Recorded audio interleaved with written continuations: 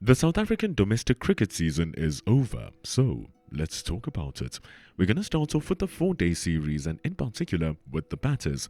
These are the highest run scorers for the past 10 seasons in the 4-day series. We're going to start off back in 2015 2016 with Heino Kun, who was an anomaly, scoring over 1,000 runs and being the only player in the 2010s to score 1,000 runs in the 4-day series. And this is shown by Dane Villas being 400 runs behind in number 2. Let's carry on though. 2016-2017 saw 883 runs by Colin Ackerman and no one else got to 800. In 2017 and 2018, Rassie van der Dussen got to 959 runs, with numerous others getting close to that 900 mark. Now, during this time and up to 2019, South African domestic cricket worked on the franchise system, where 6 main teams played 5 games at home and 5 games away, resulting in 10 matches per team, and the one at the top of the log after all matches are played wins the competition. So, with 10 matches to play, players who were on a good run of form had a decent chance at 800 to 900 runs per season. In 2018 and 2019, it was the first time the competition did not have a named sponsor in decades. It was the SuperSport series from the 90s up until the 2000s, and then from 2012 it was the Sunfoil series. Now it was just the 4-day competition, and this will have complications later on. But for 2018 and 2019, Keegan Peterson led the run scoring with 923, and Eddie Moore also crossed the 900 mark. Peter Malan is there for the 3rd time in a row, and that's why he got his call up a year later versus England. In 2019 and 2020, Reinhard van Donder led with 843. And then in 2020-2021, a restructure in the South African domestic scene happened, and for the first time, the teams only played 7 games each, decreasing the number of games. Naturally, the scoring would decrease unless you're Aiden Markram, who hammered the score sheets to help the Titans get to the final, who eventually lost to the Dolphins. But no one got close to Markram's runs. It's sauce, so we can forgive. And then in 2021-2022, we saw a complete change in the system with an expansion to 8 provincial teams who play 1 match against each other, and then the top 2 would then play a 5-day final. This meant that the teams would only play 7 games, and then the 2 teams who are at the top would qualify for 8. So the run scoring would still go on that downward trajectory. Peter Malan topped the charts this time with 601 runs with the newly promoted Boland. Matthew Bretsky accrued 727 in 2022-2023. In 2023-2024 was 571 from Marcus Ackerman, who is the current captain of the SAA team. And then in 2024-2025, Jordan Herman led the group with 602. And so, to start off the season of 2025-2026, it was Jordan Herman who led the all-time run scoring in the newly constructed 4-day series with 1,600 plus runs. Ever since the restructure, if you get yourself 600 runs, you are in contention to being the highest run scorer or being at least in the top 3. And that's what makes this season that we just come from a little bit special.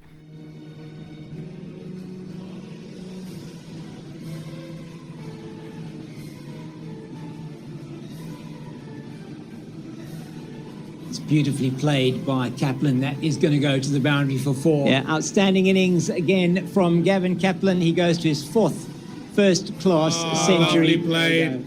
And through it goes, and he punches the air, does Gavin Kaplan, as he goes to his century. Away, and that will run away for 4 and brings up Kaplan's 4th century for the season. And what a season he's having. Gavin Kaplan, the 4-day captain of Boland, with 903 runs at an 82-run average. And I feel like this is not being talked about enough.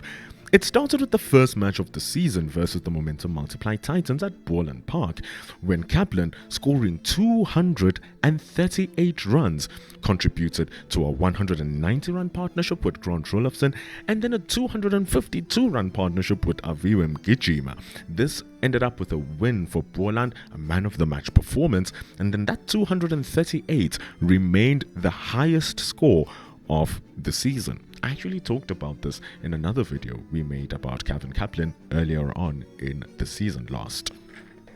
The next match, we saw a 67 versus the Dolphins in the second innings, but that was on a 5-wicket loss to the 2021 champions. A draw versus eventual finalist, the Dufferbed Warriors of Gqeberha, saw Kaplan amass his second century of the season at the home of the Warriors in St. George's Park, which was a rain-affected match in day 2.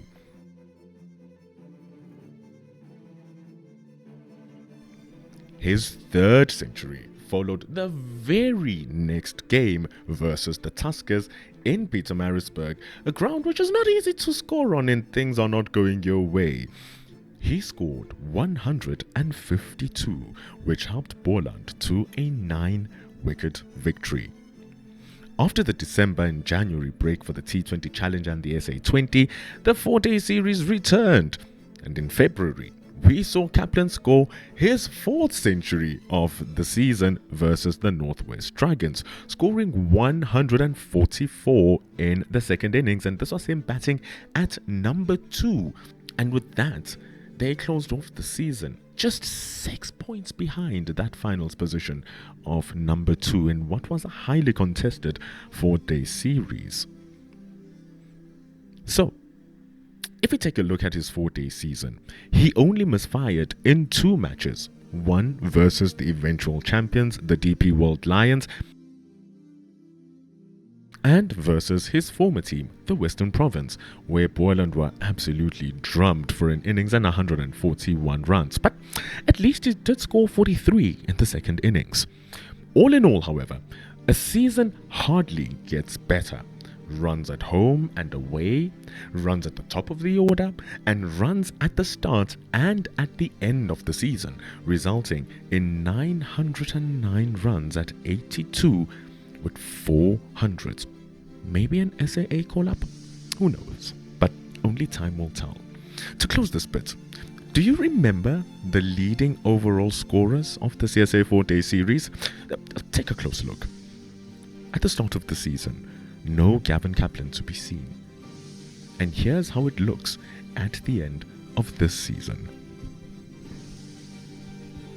Thank you for watching, and I hope you enjoyed this presentation.